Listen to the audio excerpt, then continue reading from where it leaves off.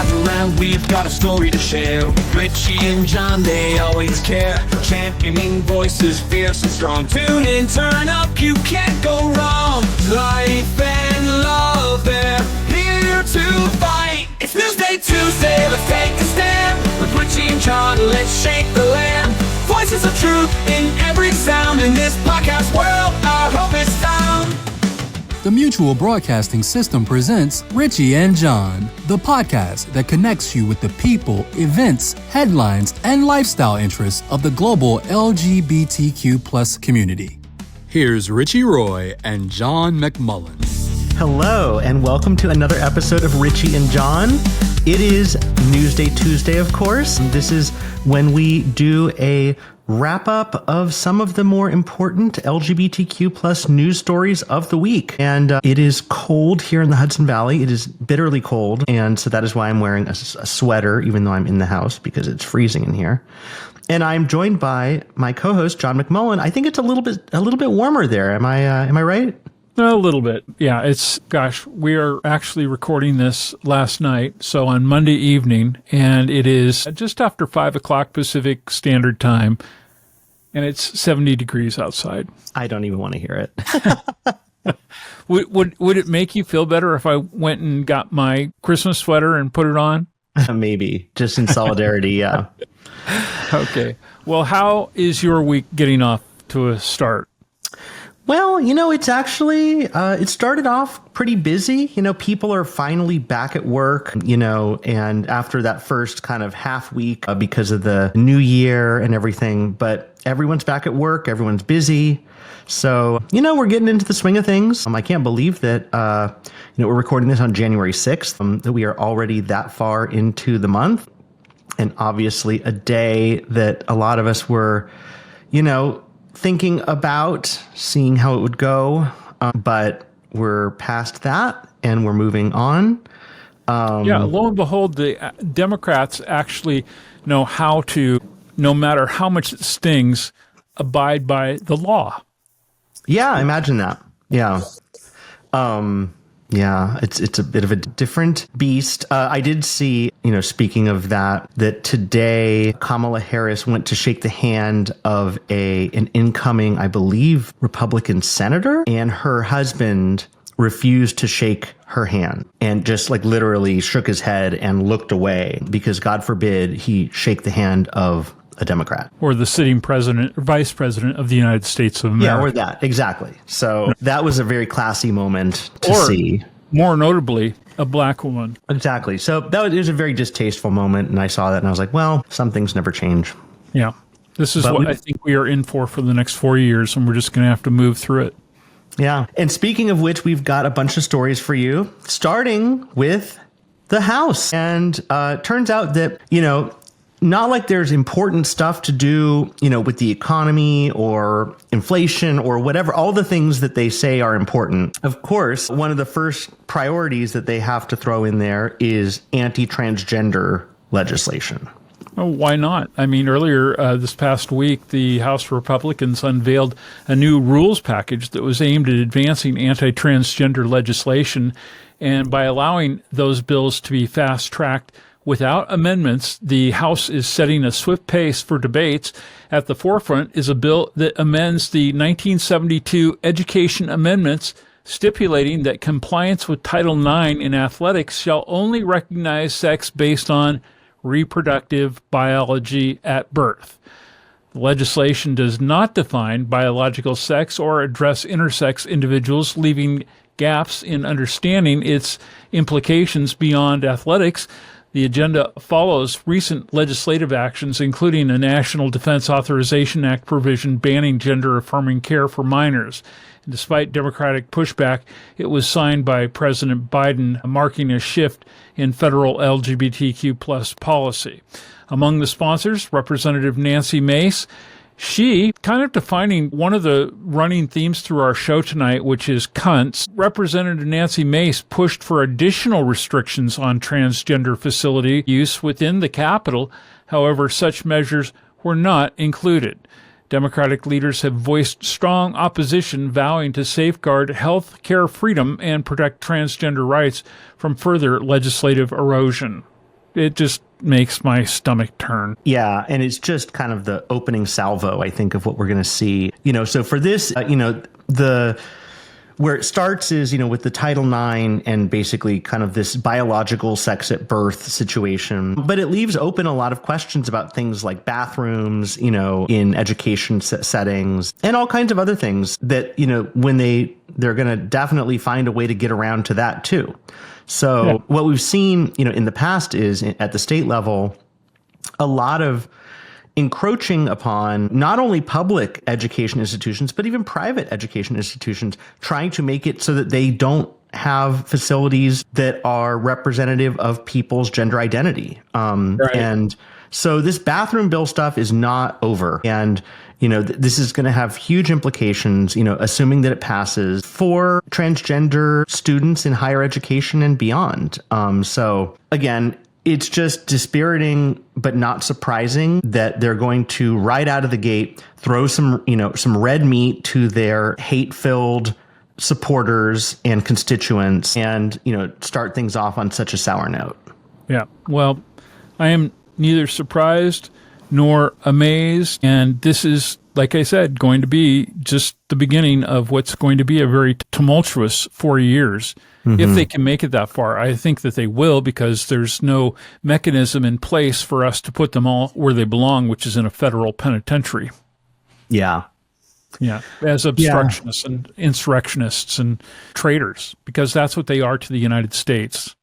And everybody within the sound of my voice who supported them, voted for them, you're a traitor too. Yeah. And it's like, as if it could get worse, but it can. We're also now just seeing this insane rhetoric that goes beyond even our borders. We're seeing Elon Musk making statements up, trying to influence politics and elections in Britain, in Germany, in Norway. We're seeing all that kind of stuff happening. We're seeing, literally it was some jerk off from Shark Tank went to Mar-a-Lago to talk to Trump about figuring out how to annex Canada. It is beyond stupid. It is just, and this is the narrative that we're living with right now. Wait, who did that? Was his name Kevin O'Leary? Yes. Mr. Wonderful, they call him. Mr. Wonderful, yes. Yeah. He went to Mar-a-Lago. I think he's the one who thinks he's going to broker Canada becoming the 51st state. Interesting. You know how you can react to that? You can find out the brands that he represents, that he has his hands in the pockets or the tills of with the various wine companies that are on sale at Costco across the country, and let Costco know that you don't like them being in business with a bigot like that. Is that what he does? He does. It's one of his big investments is in the wine sector, and he has deals with Costco. Oh, that's interesting. Mm-hmm. Yeah, that is worth doing. That is definitely worth looking into because, and at the same time, too, we also saw this week, Jeff Bezos cuddling up to Trump saying that he's very excited at the opportunity to decrease the regulatory burden on businesses in the new administration. Yeah. So, and I've been watching some news, more updates on the news around the Teamsters and their actions with Amazon. And I'm getting more and more persuaded to not do as much shopping with Amazon as I have. Mm-hmm. Yeah. Yeah. And they don't respect labor. Oh, no, they certainly don't. Not that I thought that they were, but I'm just saying it's getting worse. And some of the conditions and the problems that employees in Amazon are facing, I'm ready to see them throw the book at him. Well, it's because when you're competing for business, you want to seem like nice. But now that Amazon has decimated most commerce in the United States, they don't have to pretend to be nice anymore. Like Jeff Bezos can be like the absolute kind of cretinous billionaire oligarch he always has wanted to be. It's just the nice smiley face, the A to Z with the smile, fuck the smile. Who cares now? There's no option for a lot of people. So, you might have heard, but a few minutes ago, I indicated that there was a running theme through our program tonight. And even though we have a lot of good news to share, one of the most common themes in our program tonight is cunts. And there's a lot of people who are these days. He's one of them. Yeah. Now, speaking of weirdos, because these people are weirdos too. I mean, let's not forget. I mean, during the election, the moniker of weird being used on Trump was very accurate. And it turns out that this coterie of weirdos is just truly weird. And we have a new weirdo who is in the fold. Actually, not all that weird. In fact, a very close friend of mine was the program director of a major news talk radio station in Los Angeles, California, and had the honor of firing her. So this person is Tammy Bruce. Donald Trump has announced the appointment of Tammy Bruce, a conservative Fox News host and openly lesbian personality, as a spokesperson for the U.S. Department of State, working with nominee Marco Rubio. In his announcement on Truth Social, Trump praised her transformation from a liberal activist in the 90s to a prominent conservative figure. Bruce has made headlines for controversial statements, including wild claims about Democrats funding research into human-animal hybrids. Often critical of the LGBTQ community, Bruce has condemned pride campaigns, arguing that they are damaging and overly politicized. In her past, she led the LA chapter of the National Organization for Women, NOW, though she was ousted after comments viewed as racially insensitive during the O.J. Simpson trial. Over the years, Bruce has shifted further right, openly criticizing prominent Democrats, including former President Barack Obama. Her new appointment marks a significant step in her political career, aligning her closer with America's conservative leadership. And, you know, this is a subset of people that I want to know more about, is these people that at some point the brainworms get to them and they just turn into arch conservative weird. Yeah, she's right up there with that other cunt, Camille Paglia. And they were really two peas in a pod in the 1990s and early 2000s. And she has no place being in our discourse on various media outlets in this country. And I shake my head every time I hear her name. And when I saw that come back up in this story, I was sickened. Yeah, it is just weird. I mean, because there are some people who you really get the sense that their shift rightward is craven and purely driven by money. You know, but then because no one's paying Camille Paglia to say anything reasonable, but she can ride the gravy train of right-wing outrage for years. And this idea that you're someone who was formerly a liberal or a feminist or LGBTQ or whatever and have changed your mind, you know, this sort of evangelical born-again idea that you have repented for your sins is very alluring to the right.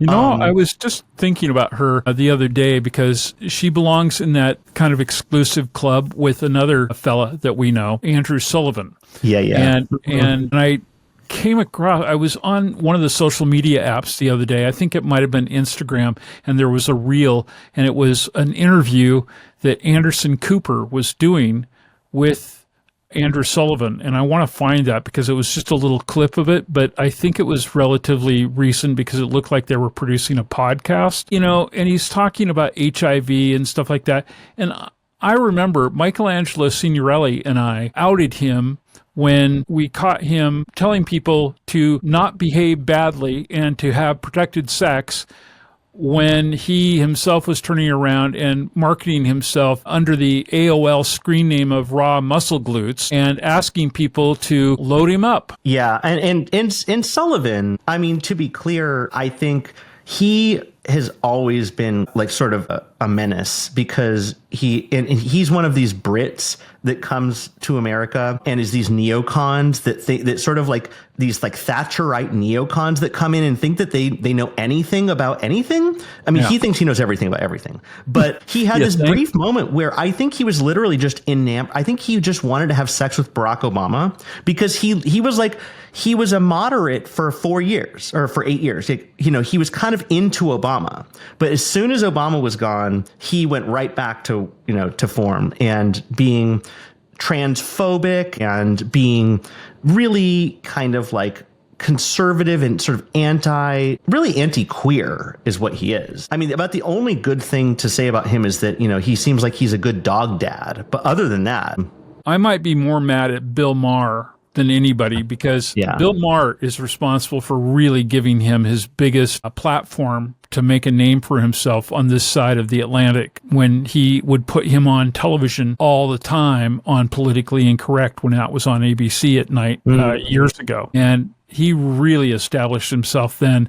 as being a pain in our ass. Yeah, I mean, Bill Maher has always, I mean, just kind of, I mean, not me, I don't know, not always, because I didn't pay super attention to him, but in recent years, it's just kind of, gives a lot of platforms to a lot of really horrible people and a lot of horrible ideas that he sort of throws out there and is like, look, I'm open to lots of thoughts. Back to what you said a few minutes ago about this situation with Tammy Bruce and with Camille and others like them. You're absolutely right in that I think that where they come from is that place of having achieved some financial success doing what they do, spewing off about us and, reasonably minded people.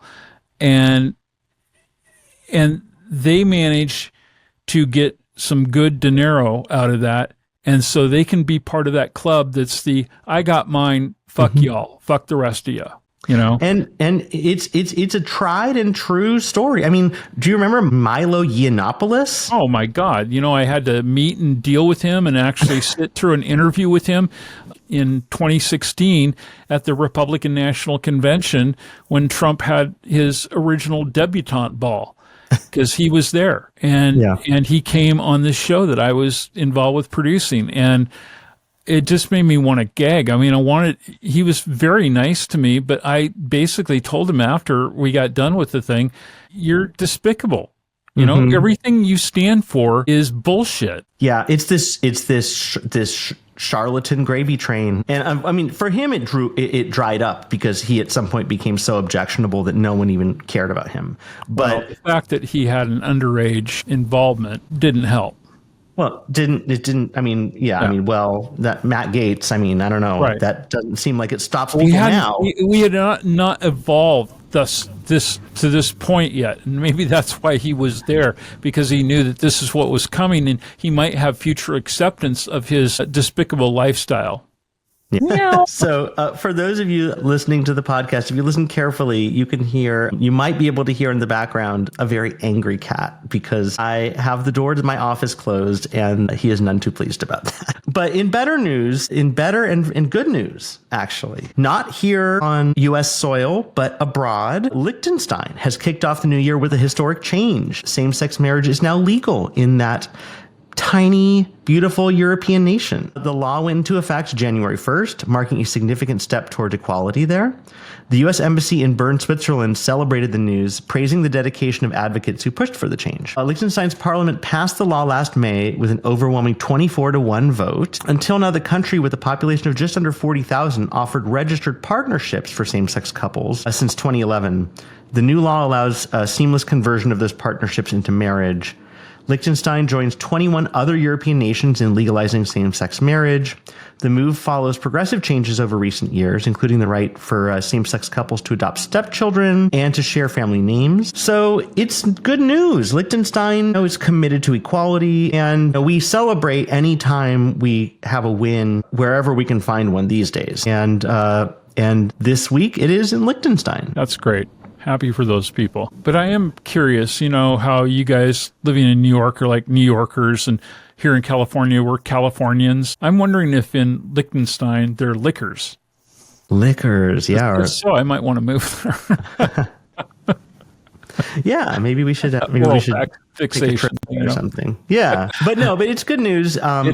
We've in the past couple, in the past year or so, we've reported on a number of international wins, some in Asia, some in Europe, and it's good to see that it's not all bad news, because, like I mentioned, we see some rightward movement even within Europe on a lot of issues, and there are things like the Alternative for Deutschland, which Elon Musk was trumpeting, which is the Nazi party there, gaining some momentum. So, and Germany being kind of a place that, in recent years has famously kind of open and free for LGBTQ community. So it's, good for Liechtenstein. I'm glad to see this, and we'll take a win where we can get one. I think that Elon, by the way, is just going to continue to be a thorn in our side with regards to LGBTQ plus issues, because he himself has created at least one. And,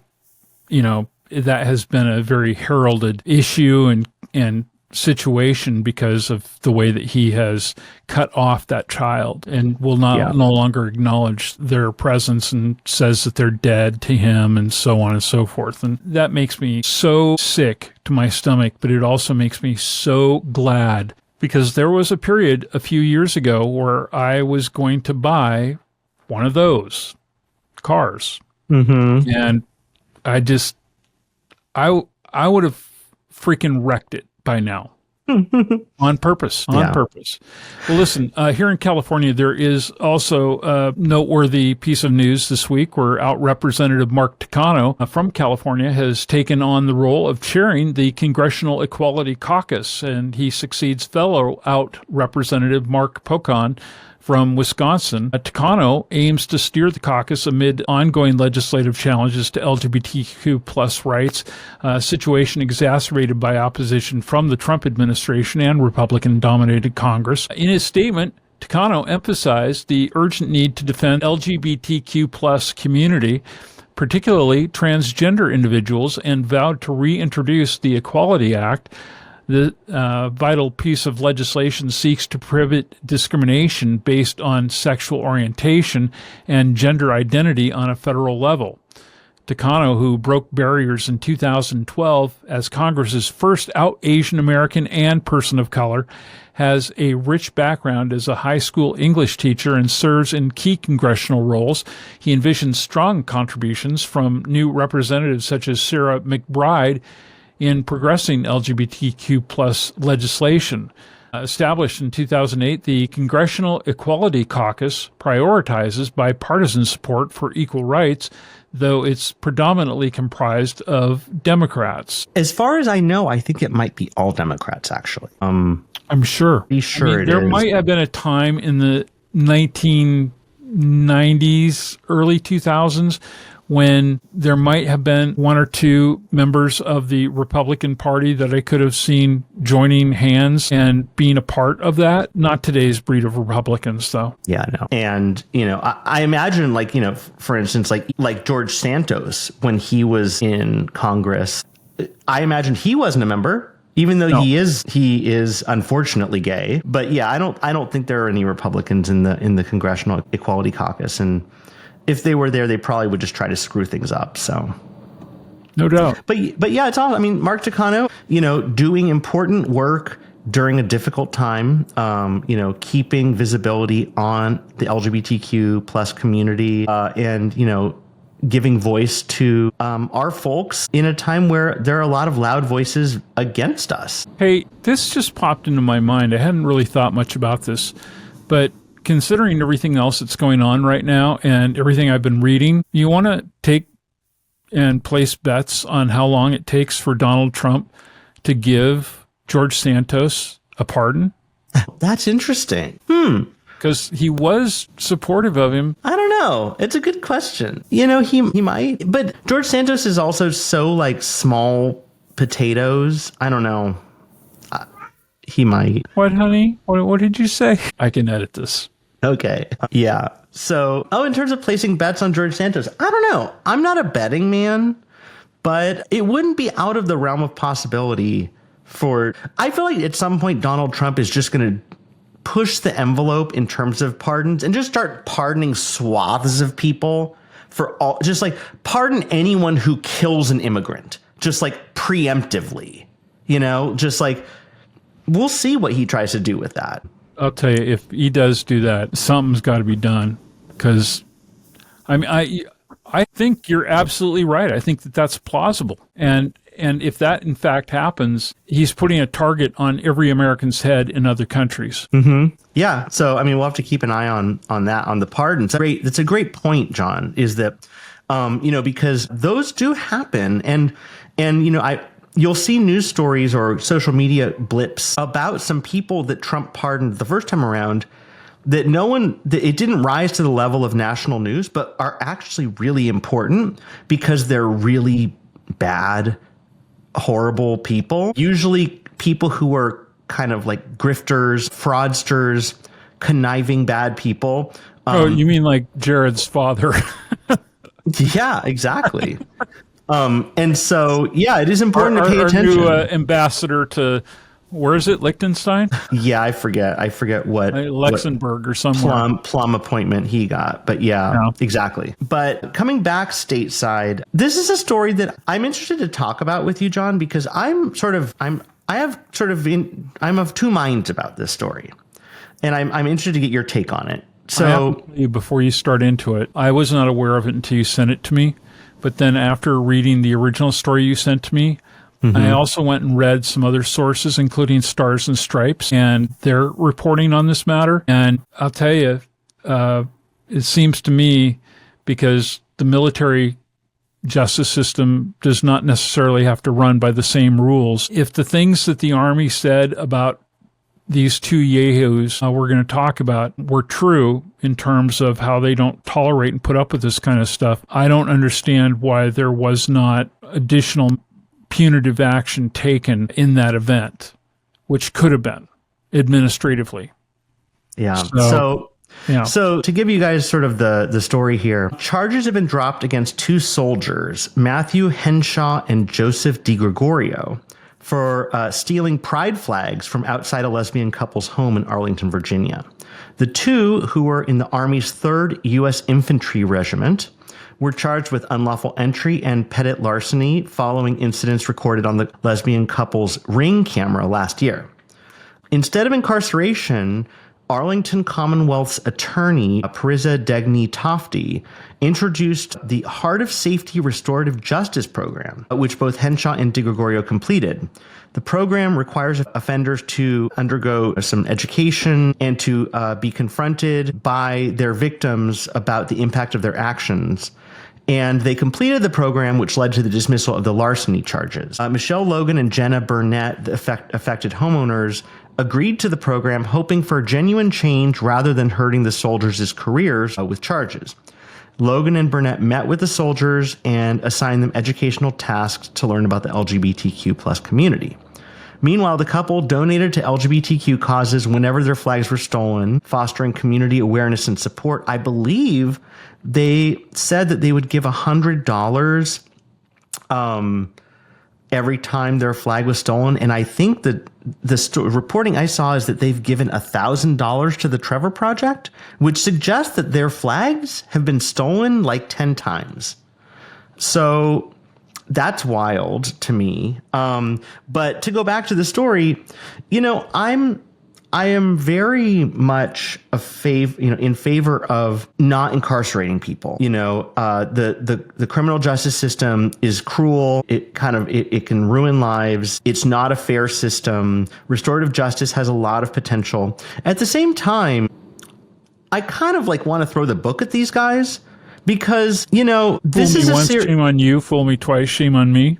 Well, and this is to get across the point that stealing a pride, or ripping down and throwing away a pride flag is serious. It's a hate crime.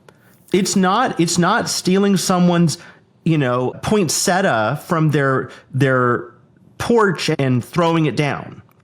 It's an act of hate, and especially for people who are in the military, and who are really supposed to be held to quite high standards, to kind of get off with, watching some gauzy videos about the gay community and having probably a very well-intentioned, nice lesbian couple saying, I believe that they have learned their lesson.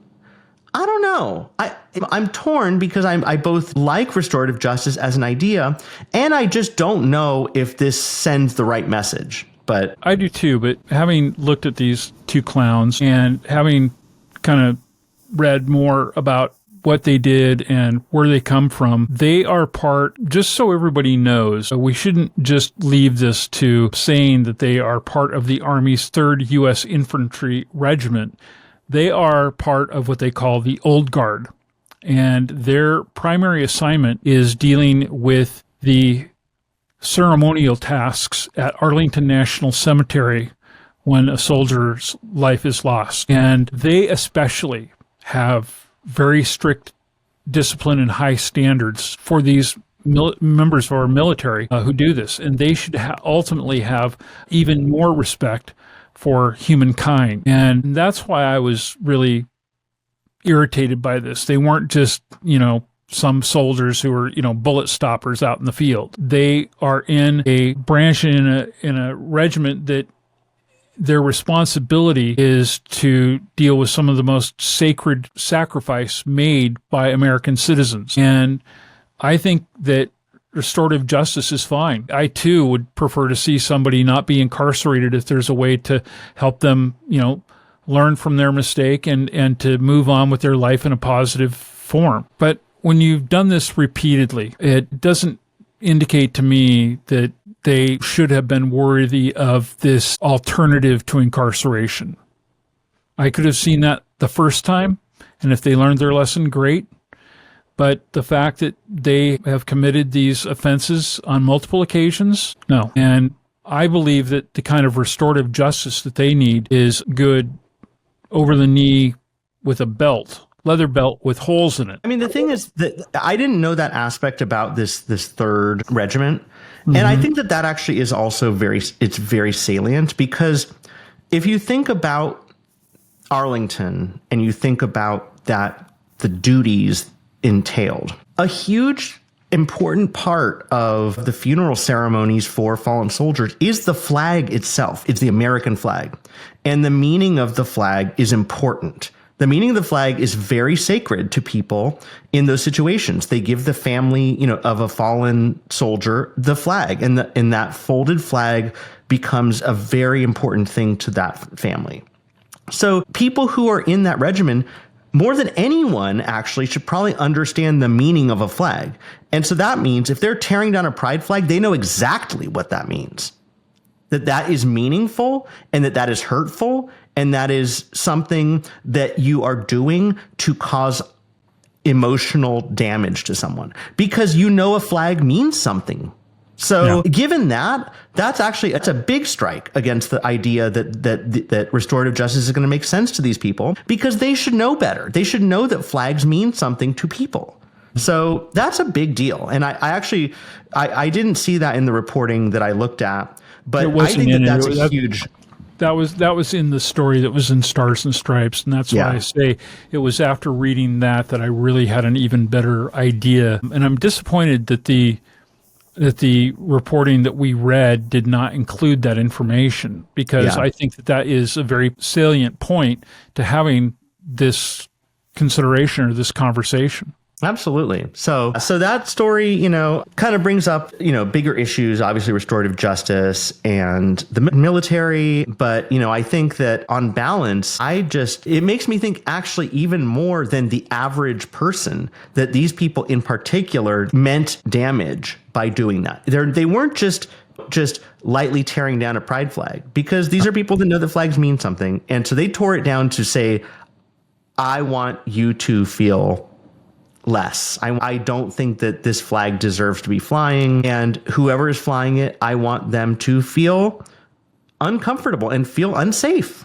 Yeah, I would hope that Matthew Henshaw and Joseph DiGregorio, that they each suffered stripping of some rank for their conduct at the very least. So, we'll kind of keep an eye on that story and see if anything else sort of percolates up for us. But this is not going to be the last time that we report a story of pride flags being stolen and taken down. Thankfully, this one didn't involve the loss of life, which we've reported before. Again, pride flags mean something. And that's why, sometimes, in 2025, people who live in safe places like New York City or Los Angeles or Palm Springs or, wherever, the pride flag can seem kind of déclassé it's sort of like, ugh, the rainbow flag, whatever. Like, it's like, yuck. Like, I'm so over the pride flag. But it's stories like this and stories like this that are numerous that remind you that in places where you might not be just assumed to be safe, that a pride flag is a statement of bravery, and it is a statement that is meaningful and can also put a target on you. And so when you're flying a pride flag in certain places in this country, you're making a bold, brave statement of either identity or support. And so, again, for me, it's just a reminder as someone who, can be jaded about the pride flag, to be reminded that it is important and something that some people fly with courage, and that some people are so afraid of, so scared that gay people exist, that they will tear it down and throw it away repeatedly, and even kill, as we've reported before, someone for trying to defend their pride flag. Even somebody who identifies as heterosexual and just simply as a ally. Exactly. So we're going to end on a good note, a high note. And I think that the news anyway. I have some news to share too before we get out of here, but yes. Okay. Yeah. But of the news. Yes. So this is a story that came from Outsports. So Andrzej Stekala, an accomplished Polish ski jumper and 2021 world championship bronze medalist, came out as gay. On New Year's Day, Stekala shared an emotional Instagram post revealing that he had kept his sexuality hidden for years. In the post, he expressed deep love for Damien, his long-term partner who passed away last November. The heartfelt post included cherished moments shared between the two. Stekala, who currently competes in the FIS Ski Jumping Continental Cup, hopes for a more authentic future, saying that he is starting a new chapter. Awash with supportive messages, the ski jumper's social media post urged understanding and respect, described his story as one of love deserving light, not darkness. And there were well-wishers, including ski jumpers like Halvor Egnar Granerund and numerous Polish celebrities. And Stekala plans to continue his ski jumping career, returning to competition on January 11th in Klingenthal, Germany. So this is a cool story. Again, Poland is, I think, a place that is not always maybe on the radar as being 100% LGBTQ supportive. And so to see a sort of an accomplished Polish athlete coming out pretty strongly and bravely is great. I'm happy about that. Yeah. Yeah. Yes, indeed. Because even though that was a country that was amazing to watch through, was it 1980s when we saw them go through what they went through in terms of standing up against their government and, finding their way to being a democratic state, and a place where, their union was, they call it, trying to think now, was that Solidarity was the union there. And Lech Walesa was the guy who many people in that country, wrapped themselves around, and they went through a lot of amazing change in that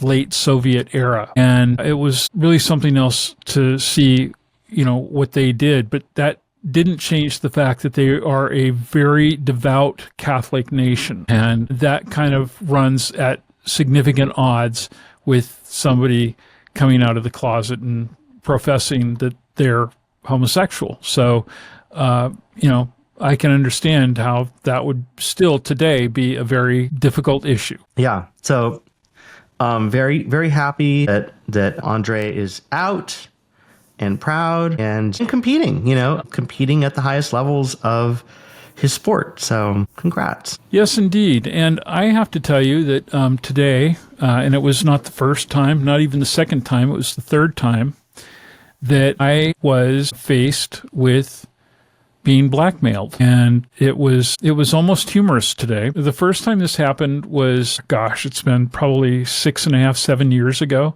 when I got an email telling me that unfortunately for me, somebody had managed to grab control of my onboard camera on my computer and had recorded me in the midst of a compromising act in front of my camera, in front of my computer, and that they wanted me today. They were asking for $1,920 in Bitcoin.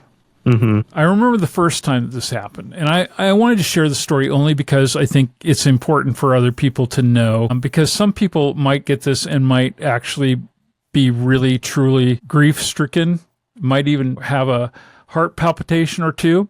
That these are all BS, capital BS. Okay. I don't want anybody getting afraid that somebody, just because they can come up with an email address or a phone number that you have, that's what they did. In the body of the message, they put my phone number minus the prefix of my phone number. It had the area code and it had the last 4 digits of my phone number, so that they'd know that, they knew who I was. Of course, the fact that they sent it to me at the email address that I really only use for registration of my websites was a true giveaway, because somebody could go to the Who Is record and pull all that information very easily and try and blackmail somebody or extort them. When this happened the first time several years ago, I had a very good friend who was living with us at the time, who was very talented associate of those people that call themselves anonymous. And so we just did some minor cursory looking around and found that this was a pretty common practice. At the time, it was very common down in Australia, and it had been thwarted, but that it was becoming more prevalent in the United States. And so I ended up not doing anything about it, and nothing happened, of course. And I really wasn't that concerned, because as much as this might disappoint some of our friends, Richie, I hate to admit it publicly, but I don't actually do those kinds of things in front of my laptop. So at any rate, today I wrote back because they were really putting it on thick. And telling me how they were going to destroy my life and get to everybody that was in my iPhone's phone directory and send them the video of me making myself feel good and all that. I don't care. So you know what I did? I wrote back, kind of the only thing I could think of to write back that might strike the fear of something in them. I wrote back and said, dude, I don't give a crap.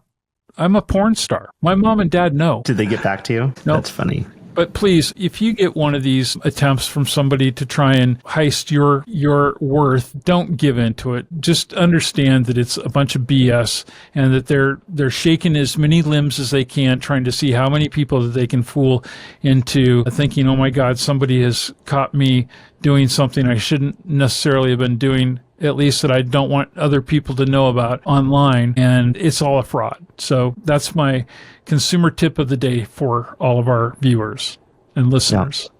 Yeah. So, if you want to maybe not send us extortion requests, but if you want to reach us in other regards and let us know your thoughts on this episode or other things that we should cover on the show. And if you'd like to compliment the profusely tenacious action of Richie's kitties and how much that they sang on this episode, feel free to send a compliment their way too, because I'm sure that they'd love it. Yeah, absolutely. And the best place to do that is our website, richieandjohn.com. That is where you'll find episodes. You'll find a contact form. You can find all the information about the show that you might want. RICHIEANDJOHN.com. We also have a phone number if you want to do it that way, 878-768-8825. And just drop us a line. Let us know how your new year is going. And if there's any stories that you want us to cover more of or less of, or things we've missed, things you like, we'd just love to hear from you. And if any of you are going to the National Lesbian, Gay, Bi, Trans, Queer Task Force's Creating Change Conference later this month in Las Vegas. It's happening from the 22nd of January through the 26th. If you're going to be there and you'd like to meet us, there's going to be a couple of us. Richie won't be there, but myself and one of our correspondents, James Appadale, will be there, and we'd love to meet up with friends there. So drop me a note, and we'll try and put something together at a venue in Las Vegas. So I hope we'll get to see you there. Absolutely. Well, until this Saturday, when we will come back to you with another episode, I hope you have a great week, and we will talk to you soon.